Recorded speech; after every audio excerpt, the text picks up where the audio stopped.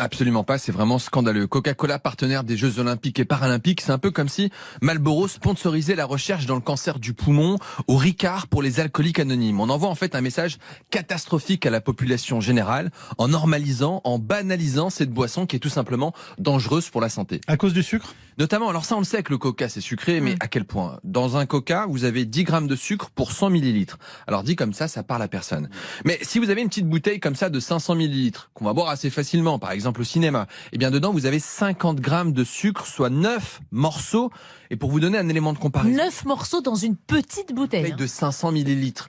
Un élément de comparaison, 50 grammes de sucre, c'est ce que vous avez dans 5 pommes, 1 kilo de myrtille ou encore 1 kilo de fraises. Alors 5 pommes, 1 kilo de fraises, on aurait du mal à les manger comme ça d'un coup. Et pourtant, boire une bouteille de 500 millilitres de coca, ça va tout seul.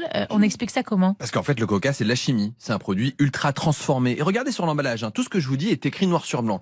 Il est écrit « se boit très frais ». Pourquoi? Parce qu'en réalité, le froid va anesthésier vos papilles gustatives. Vous n'allez pas sentir la quantité de sucre que vous êtes en train d'ingérer. Et je vous mets au défi de boire un coca chaud. Ouais. C'est impossible, c'est écœurant, car votre organisme, il a compris que c'est beaucoup trop sucré. Donc le froid, c'est pour vous tromper. Et encore, on n'a pas encore parlé des colorants. Exactement, dans le coca, vous avez un colorant. C'est écrit noir sur blanc, Oui. le E150D. E150D, ça parle à personne, mais en fait, ça s'appelle du caramel au sulfite d'ammonium. Rien que le nom, vous avez compris que c'est toxique. Lorsqu'on fabrique ce colorant, ce E150D, eh bien, il peut se former une substance qu'on appelle le 4-MI, qui s'appelle le 4-méthyllimidazole. C'est une substance qui est classée comme peut-être cancérigène pour l'homme par le Centre international de recherche contre le cancer. D'autres choses? Oui, on y trouve de l'acide phosphorique pour notamment ralentir l'oxydation des aliments. Dans cet acide, vous avez du phosphore. Sauf que nos apports en phosphore seraient 2 à 3 fois supérieurs selon l'Agence de sécurité sanitaire. Et cet excès de phosphore, eh bien, ça favorise les maladies cardiovasculaires, perturbe la minéralisation de l'anse ou encore peut être dangereux pour vos reins. Dites-moi, le Coca Zéro, c'est pas mieux? Catastrophique.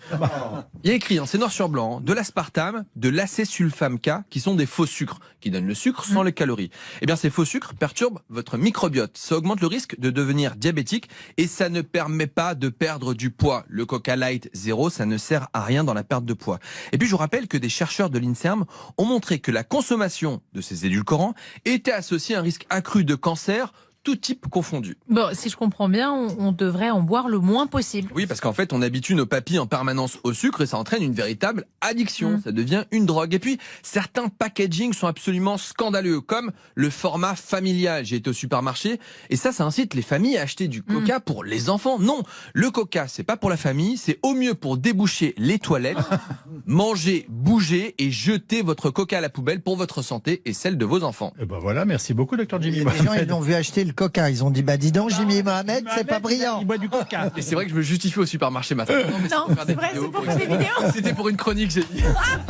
Demain matin, 8h40, Jimmy.